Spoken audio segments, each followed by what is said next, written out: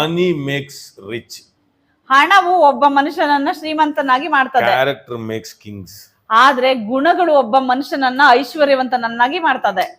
Abundance wealth makes rich. ಅತ್ಯಧಿಕವಾದ ಹಣ ಆಸ್ತಿ ಇರೋನು ಅವನು ಶ್ರೀಮಂತ. Abundance of character makes king. ಆದ್ರೆ ಅತ್ಯಧಿಕವಾದ ಗುಣಗಳು ಇರೋನು ಕಿಂಗ್ ಆಗಿರ್ತಾನೆ. इसलिए ऐश्वर्य व्यक्ति लोग गरीब को हर्ट करता है, ಈ ಶ್ರೀಮಂತರು ಬಡವರನ್ನ ಹರ್ಟ್ ಮಾಡ್ತಾರೆ, but राजा कभी भी हर्ट नहीं करेगा. ಆದ್ರೆ ರಾಜನಾದವನು ಯಾವತ್ತು ಬಡವರನ್ನ ತಿರಸ್ಕಾರ ಮಾಡೋದಿಲ್ಲ. I mean गरीब और अजमीर राजा का दोस्त है.